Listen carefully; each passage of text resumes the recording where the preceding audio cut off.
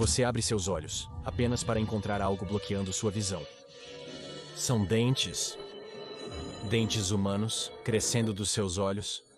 Ah, não. Ah, Deus, não. Pegar o metrô pode ser uma experiência de acertar ou errar.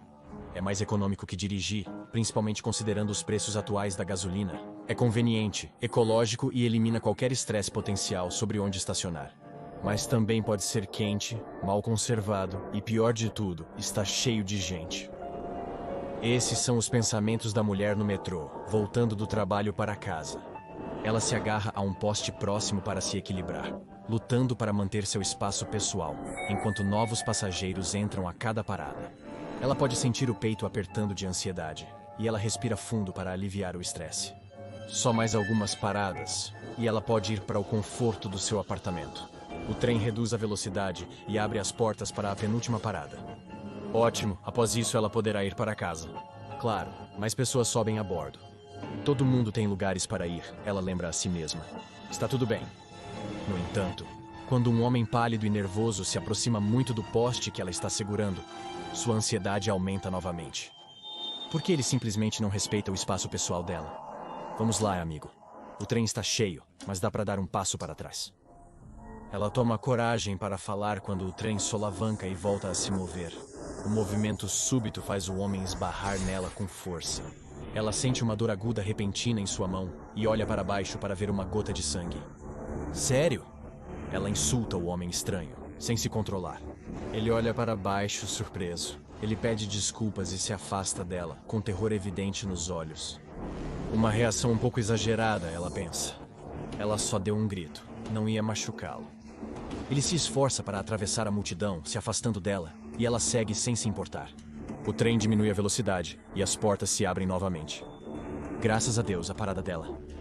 Ela se esforça para sair rápido do vagão do trem, só diminuindo o ritmo ao destrancar a porta do seu apartamento. Hora de cuidar da lesão mais estranha que ela já teve. Ela desinfeta a ferida em sua mão e começa a aplicar um curativo. Agora que reduziu o ritmo, pode examinar melhor isso. Ela supôs que as chaves do cara a haviam machucado, mas agora, examinando com mais cuidado, parece meio que uma mordida. Ele tinha algum tipo de animal na manga ou algo assim? Aconteceu tudo tão rápido, ela sabia dizer. Ela se vacinará contra a raiva amanhã, melhor prevenir. Com o plano em execução e um curativo na mão, ela logo esquece a horrível viagem de metrô, o homem nervoso e a mordida estranha. No dia seguinte, ela se vacina contra a raiva e esquece o encontro estranho. E fica lá, fora de vista e fora da mente. Cerca de uma semana depois, suas gengivas começam a doer. Começa com uma pontada, um pouco de desconforto numa manhã que a acorda antes do alarme. Conforme o dia passa, a dor se torna cada vez mais difícil de ignorar. Ela se pega mastigando a caneta durante as reuniões, aliviando a sensação de coceira e dor nas gengivas com a pressão dela. Dias depois, é só no que ela pensa. Ela pensa em pegar um daqueles anéis de dentição de plástico para bebês. Nesse ponto, ela percebe que é hora de ir ao dentista. Eles saberão o que fazer. Mas quando o dentista a inclina para trás naquela cadeira ajustável e olha dentro de sua boca, ele está tão confuso quanto ela, talvez até mais. Ela está apresentando sintomas de uma condição conhecida como hiperdontia, ele explica. Ela está aos 30 anos de idade crescendo novos dentes. Não são dentes do siso que estão surgindo, mas uma nova fileira de dentes, logo atrás dos que ela já tem. Ele aconselha ela a retornar após os dentes crescerem totalmente para discutirem os próximos passos. Ela informa ao trabalho no dia seguinte que está doente. Ela os engana dizendo que é gripe. Como explicar a verdade? Mas há uma solução em vista. O dentista vai orientá-la no próximo passo. E certamente isso será o pior de tudo, certo? Infelizmente, ela não poderia estar mais errada. Ao acordar no dia seguinte, ela nota dificuldade para respirar pelo nariz e desconforto nas narinas. Ah, ótimo, ela realmente está doente agora? Ela tenta assoar o nariz, mas nada sai. Ela esfrega as narinas e se assusta com uma dor aguda repentina e a sensação de algo sólido lá dentro. O que diabos está acontecendo? Ela corre ao espelho do banheiro, inclina a cabeça para trás para ver melhor. Ao identificar o que bloqueia suas narinas, sua mandíbula cai. Dentes. Menores que os seus e um pouco escurecidos, mas sem dúvidas. Pequenas fileiras de dentes surgiram dentro do seu nariz. Ela marca uma consulta com seu dentista. Ela tenta explicar por telefone, mas independente das palavras usadas, sabe que o médico só entenderá ao ver sua condição pessoalmente. E quando ele vê, ele não consegue se conter e grita de choque. Isso não é um caso comum de hiperdontia. Isso é algo totalmente diferente, que deveria ser clinicamente impossível. Diante do surgimento de dentes no nariz da mulher, o dentista decide examinar minuciosamente o restante do rosto e cabeça dela. Para seu horror e o dela, ele encontra pequenos dentes começando a surgir também nos canais auditivos dela. Adverte que, se não forem removidos, podem causar danos permanentes à audição dela. Não há dúvida, para o bem-estar dela, o dentista deve realizar as extrações mais estranhas de sua carreira. A mulher recebe um anestésico que começa a agir. Quando ele termina, o dentista extraiu 36 dentes de tamanhos e formas variados da boca, nariz e ouvidos dela. Foi um caso angustiante, mas pelo menos acabou. Ele prescreve medicação para a dor, antibióticos e algum tempo de folga do trabalho, e aconselha a mulher a ligar para ele se ela passar por algo assim novamente. Nenhum deles dirá em voz alta, mas ambos estão privadamente aterrorizados com a possibilidade dela ter que voltar e fazer tudo de novo. Nas próximas semanas, a mulher sente que voltou ao normal. Ela está um pouco abalada e exausta com a experiência, mas no geral, tudo está resolvido.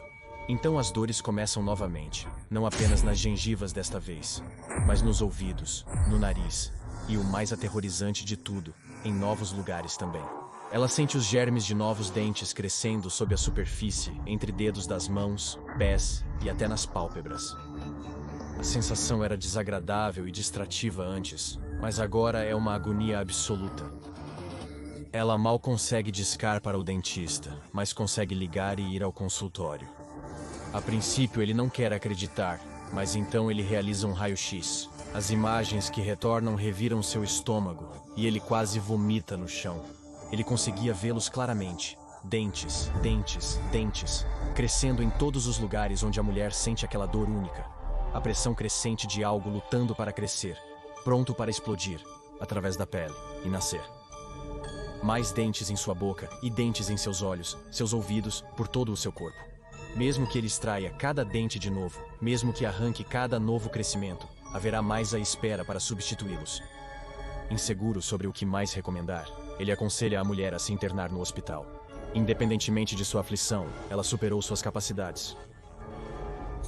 Semanas depois, a mulher jaz em sua cama de hospital, fraca, exausta e quase imóvel. A pele está coberta de dentes. Os médicos tentaram operar para extrair alguns dentes antes que surgissem, mas as incisões viraram pequenas bocas com mais dentes. Eles praticamente desistiram agora. Ela mal consegue ver as estranhas figuras que entram em seu quarto hospitalar, prometendo encontrar a causa de sua condição. Cientistas, eles dizem, e eles se especializam em condições incomuns como a dela. Esta pobre mulher infeliz é considerada a primeira paciente registrada a ser infectada com o SCP-2450. O SCP-2450 é uma doença infecciosa, cujo sintoma mais notável é a manifestação de hipodontia severa em partes incomuns do corpo.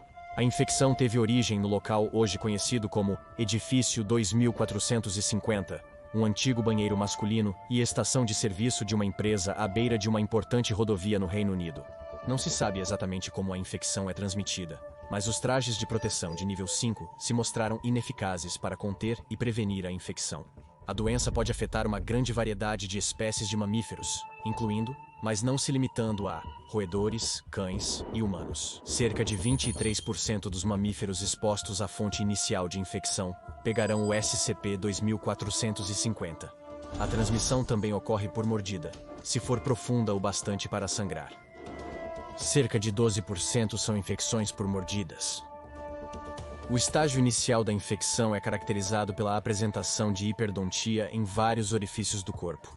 Lamento dizer que é exatamente o que parece.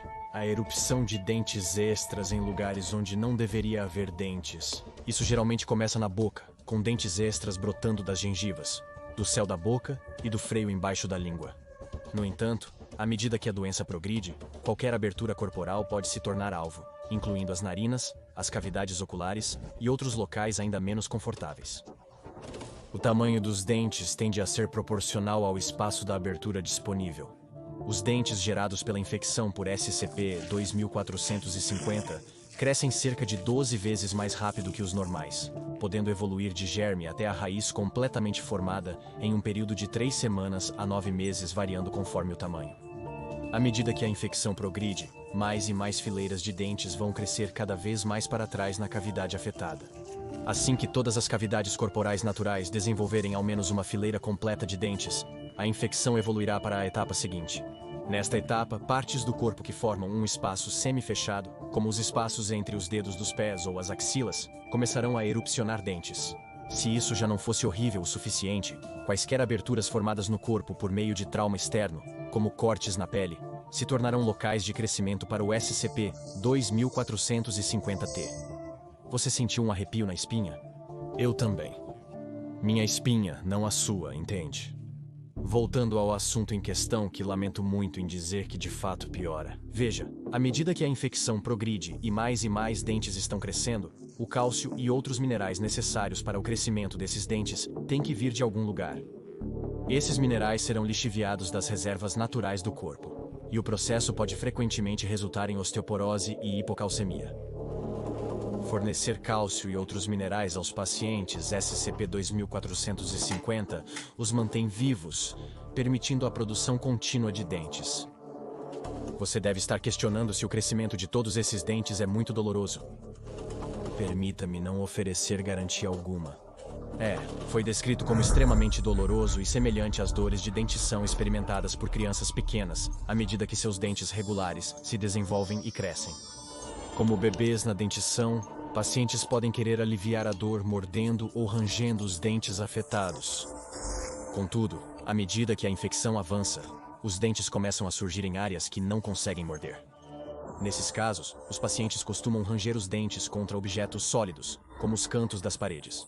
Essa atividade tem sido altamente desencorajada, pois pode resultar em cortes e lacerações que podem fornecer um terreno fértil para ainda mais dentes, resultando em um ciclo verdadeiramente vicioso. Esse comportamento acidentalmente resultou no primeiro caso de infecção do SCP-2450 por contato dente-sangue. O SCP-2450 foi inicialmente encontrado pela Fundação em uma busca rotineira na literatura médica. Em 19 de fevereiro de 2009, ele foi classificado como um fenômeno anômalo, claramente distinto da hiperdontia. A política padrão de supressão de informações foi aplicada com sucesso, possibilitando o rastreamento da fonte até o posto de serviço mencionado anteriormente. Nesse ponto, uma série de quarentenas e experimentos revelou que o banheiro masculino da ala B era o ponto específico de origem. Conforme a Fundação pôde determinar, nada é anômalo no posto de serviço ou no banheiro específico, além das infecções SCP-2450. Construída em 1983, a estação funcionou normalmente por décadas. Então, quando e como tudo mudou? Após entrevistar a equipe de limpeza e segurança e analisar anos de filmagens, a Fundação SCP identificou a data de origem do SCP-2450 como 15 de julho de 2008. Nesse dia, as câmeras de segurança do prédio registraram os seguintes eventos. Inicialmente, 3 homens de capuz preto adentraram o prédio, escondendo seus rostos. Um dos homens portava uma mochila grande, aparentemente vazia. Outro tinha um instrumento verde desconhecido. O terceiro homem estava de mãos vazias. Logo após adentrarem o prédio, os homens pararam perto do banheiro do bloco B para conversar. Nenhum áudio foi gravado e seus lábios não podiam ser vistos, então não há como saber exatamente o que foi dito. Seja como for, os homens entraram no banheiro logo após. Antes de fechar a porta, o último homem vistoriou a área para verificar se estavam sendo seguidos. Vendo que estavam sozinhos, ele fechou a porta e os 3 desapareceram. Eles permaneceram no banheiro por 2 horas e meia. O ocorrido no banheiro permanece incógnito, já que câmeras de segurança em banheiros são raras devido à má aceitação. Após essas 2 horas e meia, 2 dos 3 homens saíram do banheiro, o homem com a mochila e o homem que estava carregando o objeto verde. O terceiro homem não estava com eles. A mochila agora parecia estar cheia e muito mais pesada do que estava na entrada. Os 2 homens foram à entrada do prédio quando o sem mochila parou e colocou a mão no bolso do moletom com capuz. Ele acariciou os bolsos de suas calças. O que ele procurava não estava lá. Ele tentou retornar ao prédio, porém o outro homem segurou seu braço, impedindo-o. Os 2 discutiram por um momento antes de sair do prédio e entrar em um carro. Análises posteriores da placa do carro revelaram que se tratava de um veículo roubado. Eles se dirigiram ao sul e desapareceram. Tentativas posteriores de localizar os homens falharam até agora. O limpador de plantão relatou que uma cabine do banheiro ficou trancada por um tempo incomum. Ao retornar e limpar a cabine, ele percebeu uma grande quantidade de algo semelhante a cascalho branco no chão e no vaso sanitário. Agora acredita-se que isso seja material dentário. Falando em objetos não identificados, o instrumento verde das fitas de segurança foi posteriormente descoberto e identificado. Agora é referido como SCP-2451 e está armazenado no relicário 87B6, armário 12004. O SCP-2451 é uma escova de dentes verde, de fabricante desconhecido. Como deve ter percebido, não é uma escova de dentes comum. Ao escovar um dente com o SCP-2451, este será rapidamente desgastado até a raiz. Um molar inteiro, incluindo a raiz, pode ser removido com a escova em 5 minutos. Apesar disso, parece não causar danos a nenhum outro tecido circundante, como a pele ou as gengivas. Na parte de trás do cabo, o texto, para uso não oral, apenas está impresso. As origens desta escova de dentes e as razões dos homens que foram ao banheiro naquele dia continuam desconhecidas. No entanto, dado as informações que temos, acredito que posso fazer um palpite educado. É minha teoria pessoal que o terceiro homem, aquele que nunca foi encontrado, estava sofrendo de uma forma avançada da infecção SCP-2450. Quando tentaram tratar sua condição com a escova de dentes anômala, o homem estava num estado tão avançado que seu corpo era majoritariamente dentes, desintegrando durante o processo. Seus restos foram postos na mochila e retirados do prédio. Os destroços infectaram a área, causando as subsequentes infecções do SCP-2450 que ocorreram desde então. Não posso confirmar oficialmente essa especulação, mas parece uma teoria plausível quando se trata de doenças anômalas ligadas a dentes e escovas de dentes excepcionalmente poderosas. Pacientes afetados pelo SCP-2450 devem ser retidos no terreno de guerra seguro 12 para conter a infecção e evitar sua propagação. A infecção inicial foi encontrada no edifício 2450 disfarçado de subestação elétrica. O edifício 2450 é mantido seguro e cercado por uma cerca padrão de subestação, coberta com placas de aviso de risco de morte para evitar a aproximação de civis. O edifício é mantido sob constante vigilância e qualquer pessoa que tente entrar no local deve ser detida e minuciosamente interrogada. A entrada no edifício 2450 se dá por um sistema de porta dupla com câmara de isolamento que barra a entrada de pequenos mamíferos. Apenas sujeitos de teste aprovados podem sair do edifício, nenhum outro mamífero.